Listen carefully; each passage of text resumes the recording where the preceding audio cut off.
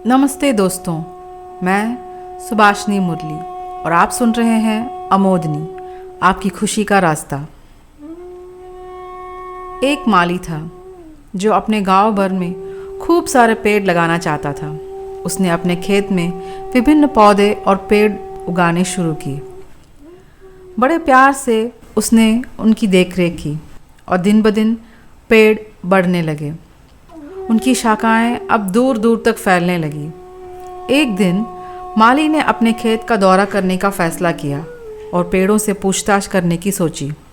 सबसे पहले वह बरगद के पेड़ से पूछता है, तुम कैसे हो प्रिय बरगद?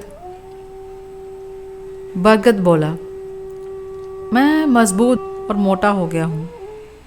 मेरी शाखाएं चारों दिशाओं में फैली हैं, लेकिन क्या फ़ायदा। मेरे फलों को तो देखो, ये इतने छोटे हैं कि मैं भी उन्हें ठीक से देख नहीं पाता। मेरे आकार के हिसाब से उन्हें विशाल होने चाहिए थे, है ना? बगीचे के अन्य पेड़ों में सुंदर फूल और फल लगे हैं, सभी खुश हैं। मैं उनके मुकाबले अपने आप को छोटा महसूस करता हूँ। काश मैं जल्द ही तूफान में उखड़ जाऊँ। माली सिर हिलाता है और पास खड़े अंजीर के पेड़ से पूछता है। अंजीर का पेड़ अपना दुख प्रकट करता है। मैं भले ही एक बड़ा पेड़ हूँ, माना कि मेरे पत्ते भी सुंदर हैं, लेकिन अगर तुम मेरे फल तोड़कर देखोगे तो अक्सर मेरे छोटे बीजों को सड़ा या कीड़ों से लदा पाओगे। मुझे ये जिल्लत पसंद नहीं। माली आह भरता है और नीम के पेड़ के पास पहुँचता है। नीम रोना शुरू करता है। हर कोई कहता है कि मैं एक औषधीय पौधा हूँ। मेरे फल सुनहरे रंग के हैं, किंतु कोई भी इंसान मेरे फलों को नहीं चखता। क्या मैं इतना कड़वा हूँ? उसके बगल में खड़े खजूर ने कहा, मुझे देखने के लिए मनुष्य, जानवर और अन्य पेड़ अपनी गर्दन तोड़ते हैं। मैं इतना लंबा हूँ कि कोई भी जीव मेरे पास नहीं भटकता। मेरी पत्तियाँ उन्हें छाया जो प्रदान नहीं करती। दिन भर यहाँ अकेला खड़ा रहता हूँ। काश केले के पेड़ की तरह मेरे पत्ते भी विशाल और व्यापक होते। माली समझने का इशारा करते हुए देवदार के पेड़ की ओर चला जाता है। वह लंबा और हरा हो चला था, परंतु उसे अफसोस था कि वह फल फूल नहीं रहा था। अब बूढ़े बांझ की बारी थी। वह विलाप करने लगता है। शरद ऋतु में मेरी पत्तियां शाखाओं से जड़ जाती हैं और मैं पूरे मौसम नंगा खड़ा रहता हूँ। मुझे बहुत शर्मिंदगी महसूस होती है। इमली का पेड़ बड़बड़ाता है कि उसके तन की गर्मी की वजह से कोई इसकी छाया के तले खड़ा नहीं होता। मेरे छाल देखते हो, सब छिले और फटे हैं। मैं कितना बदसूरत हूँ।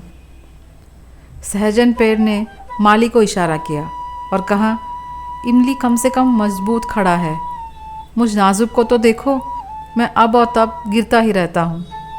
इसमें कोई शक नहीं कि मेरे फल और पत्तियाँ इंसानों को ताकत प्रदान करती हैं, परंतु मैं कमज़ोर हूँ। एक तेज़ हवा काफ़ी है मुझे तोड़ने के लिए। हाय, ये भी कोई ज़िंदगी है भला?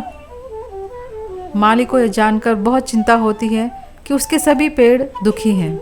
हर पेड़ का एक अनोखा प्रयोजन और मकसद होता है। इसके बावजूद वे एक दूसरे से अपनी तुलना कर रहे थे। कुछ दूरी पर बकुला अपनी टहनियाँ हिला हिला कर माली को बुला रहा था। थका माली उससे पूछता है, अब तुम्हारी क्या शिकायत है? कोई शिकायत नहीं प्रिय माली, मैं यहाँ काफ़ी खुश हूँ। माली हैरान रह जाता है। तुम यहाँ कोई भी पेड़ लगा सकते थे जो तुम्हें अधिक फूल और फल देता, परंतु तुमने मुझे यहाँ लगाया। मुझे इन सभी विशाल पेड़ों के बीच खुशी हो रही है। मैं यहाँ बेहद संतुष्ट हूँ। बरगद या अंजीर के पेड़ की तुलना में बकुला पीले फूलों वाला एक साधारण पेड़ था, मगर जब उसने अपनी संतुष्टि प्रकट की, माली की आंखों में आंसू आ गए। उसने प्यार से बकुला को अपने हाथों से सहलाया। प्रकृति ने हमें एक निष्कलंक शरीर दिया है, परंतु जैसे जैसे हम बड़े होते हैं, हम दूसरों के माध्यम से खुद को देखते हैं। हम दर्पण में केवल अपनी कमियां देखते हैं, परंतु अगर दर्पण ही मैला हो, जब हमारी अपेक्षाएं हमारे वास्तविक अनुभवों से अधिक होती है, तब एक अंतर पैदा होता है और दुख के बवंडर हमें घेर लेते हैं। हम लगातार अपने शरीर, रिश्तों और जीवन शैली की तुलना अपने दोस्तों, पड़ोसियों या सोशल मीडिया से करते हैं, है ना? हम जितनी अधिक तुलना करते हैं उतनी ही अपने आप को अपर्याप्त, अप्रसन्न और दुखी पाते हैं। थियोडोर रूजवेल्ट ने सही कहा है कि तुलना खुशी का चोर है। Comparison is a thief of Joy. इसीलिए तुलना करना बंद करें, शिकायत करना बंद करें। बगीचे के पेड़ों की तरह हर एक के जीवन का अलग मकसद है और इसीलिए हमारी बुद्धि और विचार अद्वितीय है। इस सत्य को स्वीकार करें और संतुष्टि खुद ब खुद ताल पकड़ लेगी। सभी नकारात्मकता को काटकर अपने जीवन को समृद्ध बनाएं। अपने लक्ष्य पर ध्यान दें और उस ओर कदम बढ़ाएं। धीरे धीरे अपने वर्तमान से सद्भाव स्थापित करने की कोशिश करें। फिर आप देखेंगे कि जो वक्त पीछे छूट गया और जो आगे आने वाला है, आपके अंदर की शक्ति के आगे कुछ भी नहीं है। आपको यह कड़ी कैसे लगी? मुझे आपके विचारों का amodini@gmail.com ईमेल पर और अमोदनी के इंस्टाग्राम पेज पर इंतज़ार रहेगा। मेरे साथ अमोदनी में जुड़े रहने के लिए धन्यवाद। इन पंक्तियों पर विचार करते रहें। आपसे अमोदनी के अगले एपिसोड में मिलते हैं।